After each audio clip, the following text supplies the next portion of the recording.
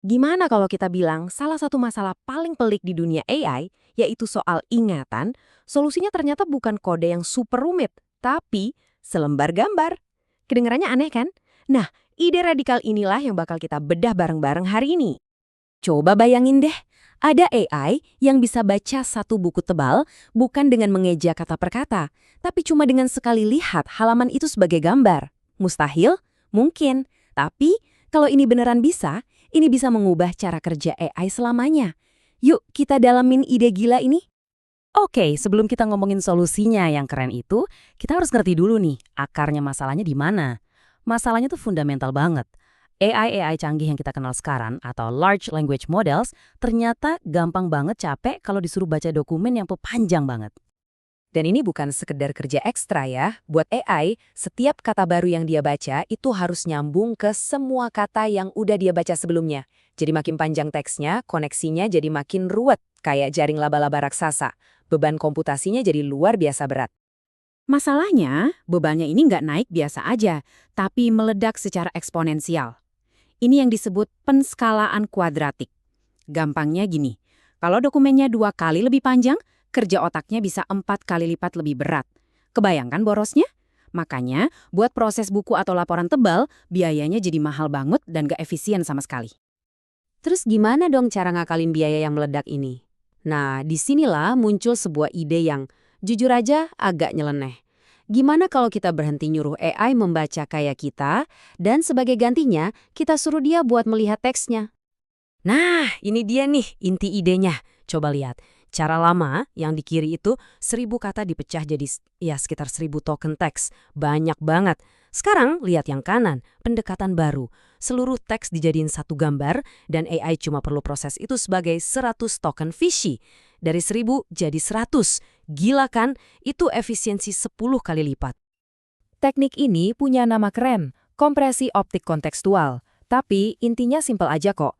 Ini cara kita memadatkan teks panjang jadi satu gambar yang kaya informasi. Jadi, AI-nya nggak lagi ngejas satu-satu, tapi langsung nyerap semua konteksnya secara visual. Jauh lebih cepat, jauh lebih hemat. Tentu aja, ide sekeren ini perlu AI yang emang dirancang khusus buat ngelakuinnya. Dan inilah dia bintangnya, DeepSeek OCR. Model inilah yang jadi bukti kalau pendekatan revolusioner ini bukan cuma khayalan. Saya suka banget kutipan dari paper penelitian mereka ini. Isinya tuh benar-benar nangkep semangat proyek ini. Mereka tuh pada dasarnya nanya, buat 1.000 kata kita butuh berapa sih token visual paling dikit buat ngebacanya lagi?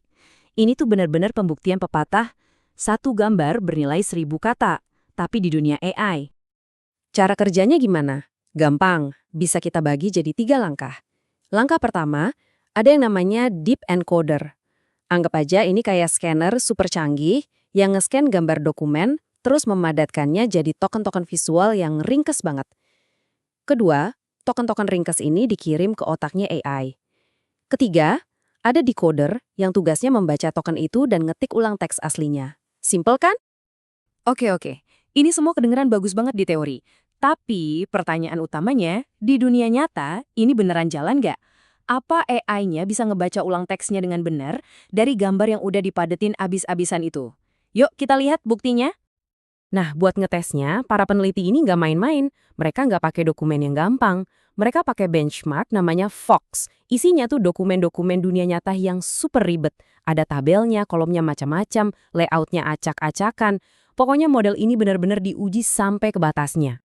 Dan hasilnya, wow, ini menarik banget. Coba lihat tabel ini. Di sini kita bisa lihat perbandingan antara seberapa padat kompresinya sama seberapa akurat hasilnya. Lihat deh yang paling atas. Waktu teks dipadetin 10 kali lipat, akurasinya masih tembus 97%. Gila kan? Ya emang sih makin padat kompresinya, akurasinya turun. Tapi start di 97% itu udah luar biasa banget. Jadi, ayo kita fokus ke angka kunci ini. 10 kali lipat. Ini bukan sekedar peningkatan, ini lompatan efisiensi yang masif. Dan lompatan 10 kali lipat itu didapat dengan tingkat akurasi 97%. Nah, kombinasi efisiensi gila dan akurasi tinggi inilah yang bikin AI ini jadi terobosan. Dan ini bukan cuma bagus di lab doang. Kalau dibandingin sama model lain yang udah ada, performa DeepSeek OCR ini jauh lebih unggul, padahal sumber daya yang dibutuhin jauh lebih sedikit. Dia bisa ngalahin model lain yang butuh hampir 7.000 token cuma dengan kurang dari 800 token. Ini bukti nyata kalau metodenya emang efisien banget. Oke, hasil tadi udah keren banget. Tapi, tunggu dulu. Implikasi jangka panjang dari teknologi ini ternyata jauh lebih gila lagi. Ini bukan lagi soal baca cepat, tapi soal bagaimana sebuah AI bisa mengingat. Coba deh pikirin cara ingatan kita bekerja. Ingatan yang baru kan jelas banget, detail. Tapi ingatan yang udah lama jadi agak kabur kan? Nah, yang paling mengejutkan, teknik kompresi gambar ini ternyata bisa dipakai buat meniru proses lupa ala manusia di dalam AI. Gini cara kerjanya, anggap ingatan baru itu disimpan sebagai gambar resolusi tinggi, super jernih. Nah, seiring berjalannya waktu, buat hemat memori, gambar itu bisa dikecilin ukurannya. Teksnya jadi agak blur, persis kayak ingatan kita yang mulai pudar.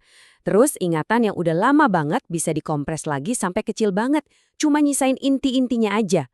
Ini kan mekanisme lupa yang cerdas dan efisien banget. Dan ini semua membawa kita ke satu pertanyaan pamungkas yang dalam banget. Selama ini kan kita ngejar AI yang ingatannya sempurna, nggak pernah lupa apa-apun. Tapi, jangan-jangan kemampuan untuk lupa secara selektif, kemampuan buat ngebuang hal-hal yang nggak penting, justru itu langkah selanjutnya menuju kecerdasan yang sejati. Jadi coba bayangin, apa yang bakal terjadi kalau AI nggak cuma punya ingatan super, tapi juga punya kebijaksanaan untuk melupakan.